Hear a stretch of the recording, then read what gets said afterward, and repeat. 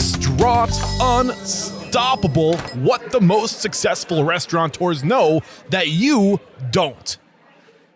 I'm loving what you're dropping on us. I have a few things I'm putting on the back burner because I really want to talk about them. But before we get into that, you mentioned that when you came to this restaurant group, that's when you learned the most about business. Mm-hmm. What are the biggest? I mean, we talked a lot about how what Jay McSherry does is he has all like the accounting, marketing, all these different departments set up that serves all of his restaurants. Totally. So you can focus on what you do best. I think, which is a huge lesson. Right. Obviously, not all of us can do that.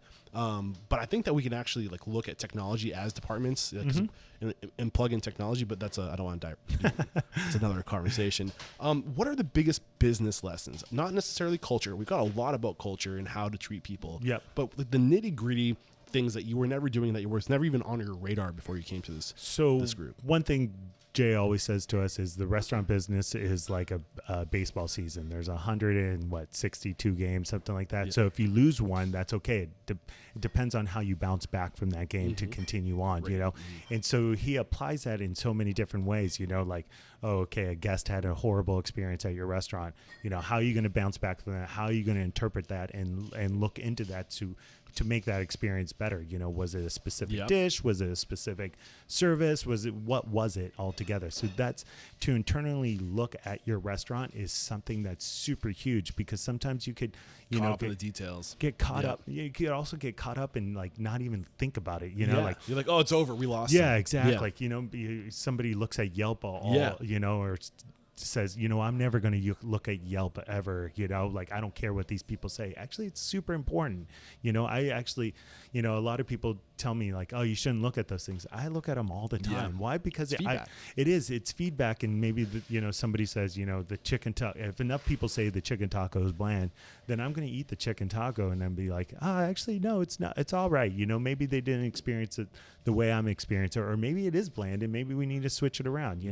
All this feedback is really good. So it's okay to look at yourself and then redesign yourself as a chef or as a menu or as a service or as any aspect of your restaurant. Yeah. And that's a huge one. So some of the things I pulled, like, I think there was like two nuggets in there. One is, I think what Danny Meyer calls what you share with us, writing the end of the story. Mm-hmm. Just because there's a horrible event that happens or whatever, you get the story ends when you choose. Right. It ends, right? So you can always turn things around. Like if it was a bad experience, there's an unlimited amount of things you can do to turn that around. And then lastly, or the second big nugget is, pay attention to what people are saying. Listen to the data. Read that stuff. Mm-hmm. You don't necessarily have to act on every comment, right. But you need to at least let that low road like absorb the information, that data, so you can make those better decisions in the long run. Right. You have to understand where they're coming from on this thing.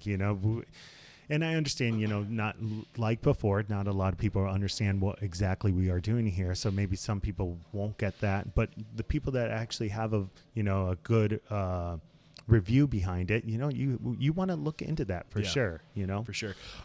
So what about, any other nuggets that I don't want to cut you short before there's definitely some key things I want to talk about. I'm hanging on to. Okay. Any other business details around like how Jay runs his businesses with his partners? Yeah, I think it's, the base one is, in the sense of like giving opportunity to other people, and so this is one that Jay came to me as we were succeeding here, and he said, if I close down Vita tomorrow, not that we're going to, he's like, don't get scared. If I was, he's like, what are you going to do? And I said, what do you mean? He's like, well, I have What's your vision? He's like, I have this business, and I'm going to be okay. Yeah. So what is your next move for yourself? There's only so much income one restaurant can give you, so if you have all these people, you're the one taking all the income from it, because you're the higher up. So are you going to give other opportunity to other people? So that opportunity is me opening up other restaurants so I can continue to succeed myself and then also give opportunity to other people, So I'm pulling away income that's coming in on this restaurant, and then I'm giving, my chef de cuisine, my general managers, my bartenders, more of an income as well at the same time. So now they're succeeding more in life, which is super important because now our community is succeeding. Yeah. So basically what he said to you is like, what is your dream? What is your, what does David want to do if David could do his own thing? Right. And he was just trying to figure out what your vision was so he could give you another opportunity to execute that Which of it was that? Ornell's? Yeah, Ornell's was our second for sure. Okay. Yeah. So, what was it like going from one restaurant to two restaurants? Oh, this is incredible. So Will Mishka, which is our chef owner, chef pitmaster, should I say, over at Ornell's, was my chef de cuisine for a year and a half here at Vita. Yes. He's a phenomenal chef. Dude. If anybody's ever met Will, he's full of life. He's a great smile, and he's just a good all-around Texan to be around, Nice. you know. Where's he from in Texas? Sugarland. Okay. Sugarland, Texas. Yeah. Nice. And he's a diehard Texan for sure. You know, Astros fan, Rockets fan, Dallas fan all the way. And so we decided, you know, like, here's our next opportunity. There was a restaurant available on Badgers Island at the time. And we said, you know, hey, what if we did a barbecue restaurant together, you know? And was barbecue his passion? and barbecue is his passion. Dude, I think everybody in Texas, that's your passion, whether you like it or not. You know? I love what just happened there. Jay came to you and said, "What do you want to do?" Yeah. And you flipped it and you created the same opportunity for your people. Yeah, and it just shows that the culture is. That's what it it's is, deep, you know. man. Yeah, we're evolving it to other people, you know, all the way. You know, Will, if you think about it, Will started as a 2-day-a-week breakfast or lunch cook here, you know, and then developed, you know, to a couple days, and then he was our butcher, and then, you know, all of a sudden our chef de cuisine, and now he owns his own business. That's amazing. After being with us in a very successful business, should I say, at the same time. And so, you know, it was incredible to be able now to step from, you know, him being our chef de cuisine now to being like, hey, let's run this and be owners together in this business and open up this thing as well. So it was super easy because why? Because it was Will's baby. You know, we just, you know, we helped each other along the way. And somebody about being so passionate about doing the food that they love, it makes it easy. It's he's like, I got this. He's like, I'm going to run with this and just help me with the more of the management stuff along the way. So this was the first restaurant that you ever built as far as like concept. Like this is the first vision you ever had to execute. I mean, you had your food truck. Yeah, we had our food truck for sure, you know, but yeah, you know, and Vita has definitely evolved over the years, you know, of like what is our thoughts and what is our mindset, you know.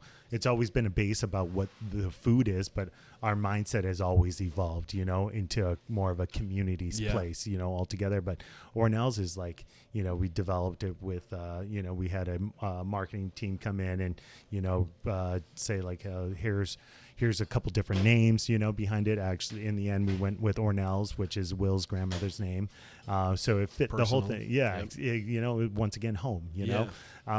And so it was super, you know, incredible to watch it. And if anybody's ever been into Ornell's, and if you haven't, shame on you. It's amazing. It was, you know, we didn't have to do much to it. It looked like a barbecue restaurant already, you know, so we didn't have to do much besides put up a sign and, you know, add some booths and things like that. And so it was incredible. As soon as he went in and we put the smoker in, he was at home. Nice. Yeah. Any other, I mean, you have Lynn's Little Kitchen, right? Right. So when did that open?